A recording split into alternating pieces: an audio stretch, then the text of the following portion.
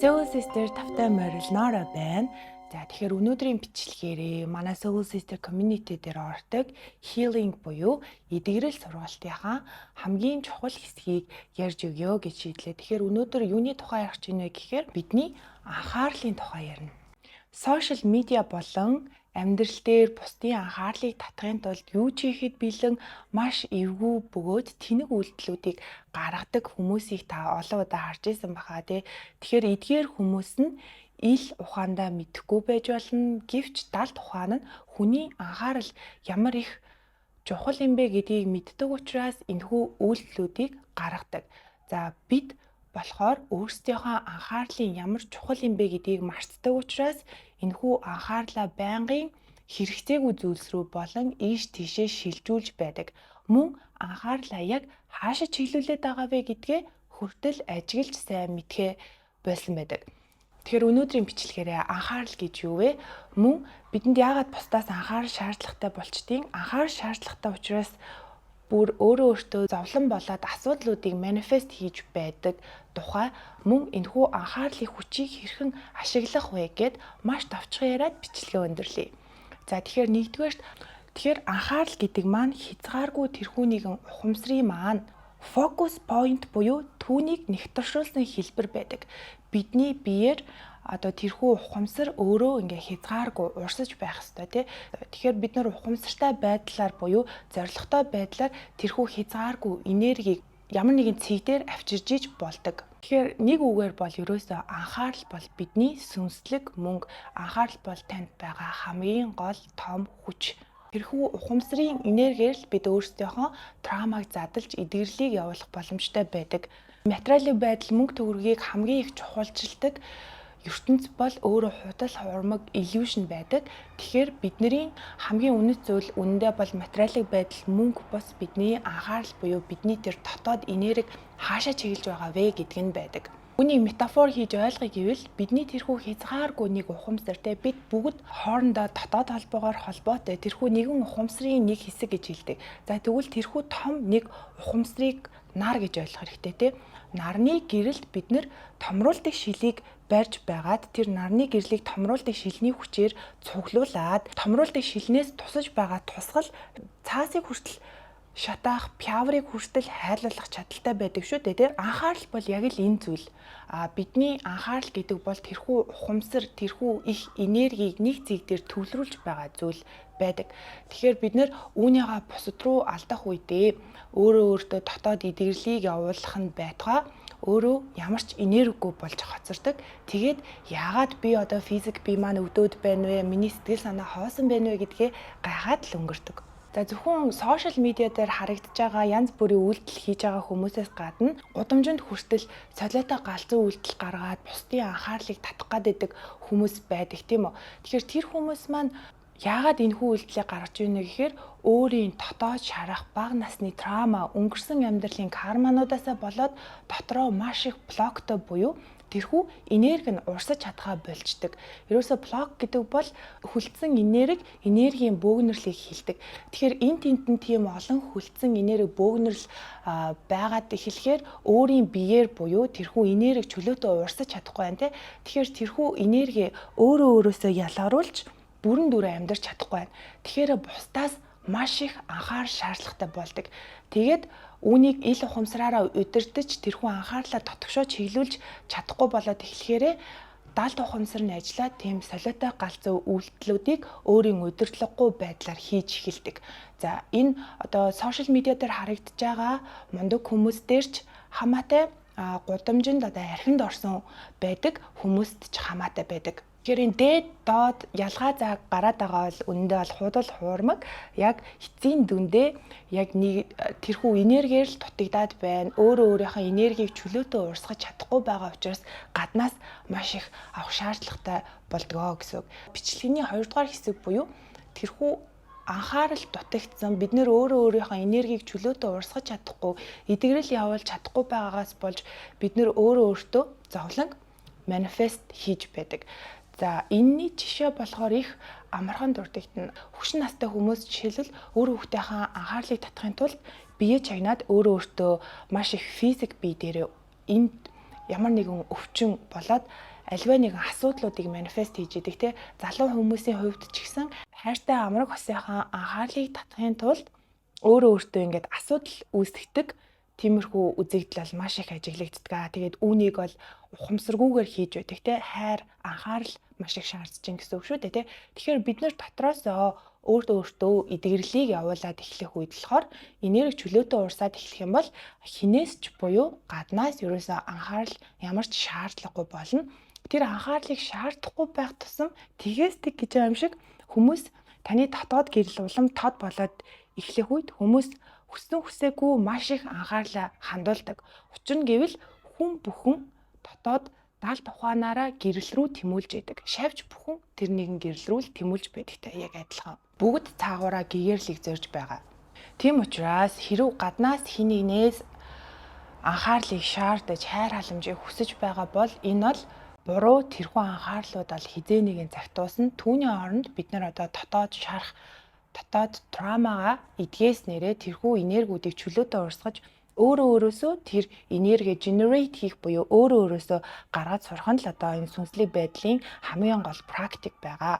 Тэгээд бичлэгийн төгсгөл хэсэг буюу тэрхүү анхаарлыг хаашин чиглүүлж яаж практик хийх вэ гэдгийг маш товчхон дурдаад өнгөрөөе. Ямар ч байсан энэхүү бичлэгийн маань хамгийн гол санаа бол анхаарал бол маш чухал зүйл юм шүү. Том корпорац одоо мөнгөний эзэд таны анхаарлын төлөө юу ч төлөхөд бэлэн хэдэн ч төгрөг зарцуулж маркетинг хийхэд бэлэн байдаг. Тэгэхээр хэрвээ бид нэр үнэхэрийн сүнслэг хүмүүс, үнэхэрийн дотоод өөрсдөө таних гэж яваа хүмүүс юм бол таны тэрхүү энергийн яг цэг тэрхүү ухамсарын цэг буюу чиглүүлэгч анхаарал маань хаашаа явж байна вэ гэдэгт дээр үргэлж анзаарахтай байгаарэ. Таны анхаарал хэрэггүй зүйлс рүү очисоор л байх юм бол таны эдгэрэл бол явагдахгүй гэдгийг маш сайн ойлгож байх хэрэгтэй. За дараагийн бичлэгийн төгсгөл хэсэг буюу анхаарлаа задлж ярив. Тэгэхээр энэхүү анхаарал буюу энэхүү их хүчээ ерөнхийдөө бид нэр дөрвөн тийшээ чиглүүлэх боломжтой байдаг. За ямар дөрвөн тийшээ юм бэ гэхээр бидний одоо ухамсар бол өөрөө 360 градус зүйл байдаг. Гэтэ 408 зохист гэж хуваагдахгүй.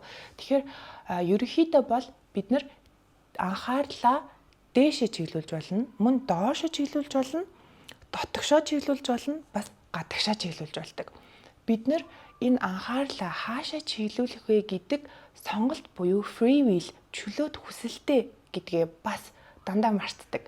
Биднэрт хамгийн гол хүч байдаг нь бид нар бол сонголттой. Та анхаарлаа хаашаа чиглүүлэх сонголттой байдаг шүү гэдгээ аягүй сайн санах хэрэгтэй. За энэхүү анхаарлыг дээшээ чиглүүлэх үед юу болдог вэ гэхээр бид нар дээшээ чиглүүлсэн үедээ өөрсдийн дээд ухамсар буюу аль хэдийн тэр төгс гэгээрсэн хайр гэрлийн балансыг олсон тэр нэгэн хувилбарлууга шилжүүлж байдаг. Энэ хувилбарлууг шилжүүлэх үед бидэнд юу болдог вэ гэхээр channeled message-үүд буюу өндөр дээд ухамсараас дохиод тэмдэг мессежүүд бидний дотоод сэтгэлд орж ирдэг.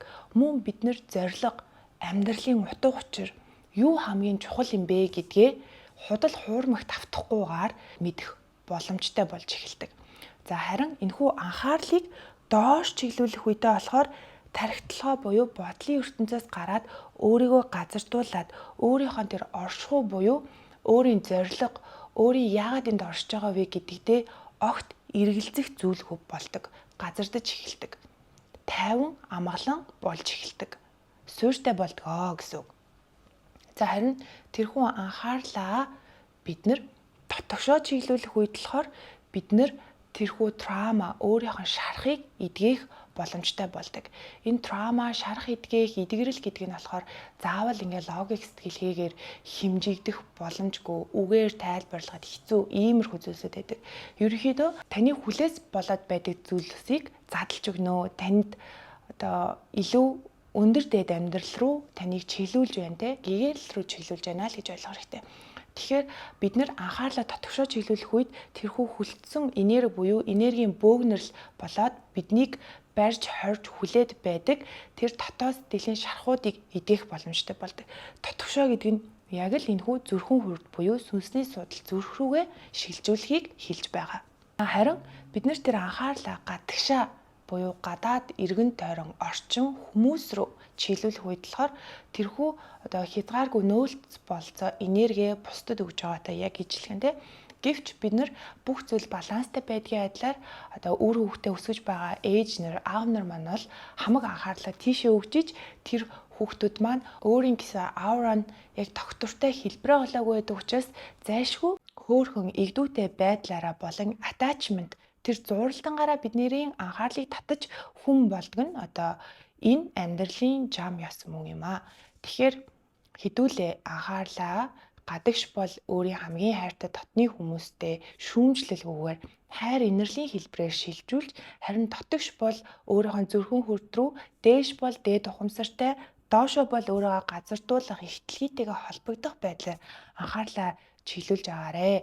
За тэгээд бичлэгийнхаа төгсгөлд болохоор Soul Sister Community дээр эдгэрэл сургалтын өчүүхэн нэгэн хэсэг буюу анхаарал эдгэрлийг одоо хамгийн хурдан явуулж болох түүл буюу зэвсэг энэ анхаарал гэдэг зүйлийн тухай энэ хүү бичлэг дээр ярьлаа. Тэгэхээр манай Soul Sister Community-гээ маань үн бол хамгийн анх 1-ээс 500 гишүүн хүртэл 11,000 төгрөг байсан бол 500-аас 1000 гишүүн хүртэл 55,000 төгрөг байлаа. За аль хэдийн 1000 гишүүн хүрээд дотор байгаа сургалтын үнц нэмэгдээд аль хэдийн 4 сургалтын бичлэг одоо манай группт орсон байна. Цаашдаа 8 сургалт групптэй орно. Тийм учраас үнцийн нөсгийн адилаар үн төлбөр нөсөд 88,000 төгрөг басан байгаа. Тэгэхээр нэг л удаадаа 88,000 төгрөгөө төлөөд энэ хүү Soul Sister Community буюу байнгын групптэй нэгдээд өөртөөгөө ижил сонирхолтой хүмүүс, найз нөхөд бидний амьд уулзалтанд оролцохоос гадна энэ хүү онлайн хичээлүүдтэй үн төлбөргүй сууж байгаарэ. За тэгээд одоо миний зааж байгаа хичээлүүдийн төлбөр улам нэмэгдэх хандлагатай байгаа учраас та бүхэн амжиж одоо үнэгүй байгаа дээр нь community-тэйгээ нэгдээд суугаасаа гэж хүсэж байна. За мөн одоо Soul Sister Community буюу тэр бүлэмийн гишүүдтэй барьж байгаа нэг бэлэг болохоор бидэнд анх бяцлал хийж байгаа эдгэрлийг өөрөө дотооддоо явуулах гэж байгаа хүмүүсийн хувьд болохоор бяцлал хийх нь маш чаленжтай хэцүү байдаг. Өөрөө ингээ ганцаараа суугаад те. Тэгэхээр хүн бүхэн л ерөнхийдөө анханасаа guided meditation буюу хөтөчтөө бяцлаглаар эхэлдэг.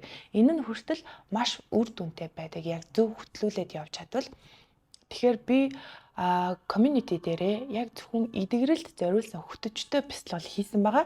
Тэгээ бүх юм хөгждгийн адилаар одоо энэ хүү эдгэрлийн бяцлал маань бол их нэгдүгээрт их хил дээрээ сонсгоос гадна хоёрдугаарт яг энэ бяцлагалтай дүүцхүүц чанартай бас яг тэр долгион тавтамжинд таарж байгаа хөтөчтөө бяцлал одоогоор цөөхөн байгаа хаа гэж бодож байна. Тэгэхээр та чанартай яг хөтөчтөө бяцлал хайж байсан бол манай community-тэй нэгдээд бас тэрхүү бичлэгийн аудио үнэгүй сонсоорой. За дараагийн бичлэгээр уулзъя. Баяртай.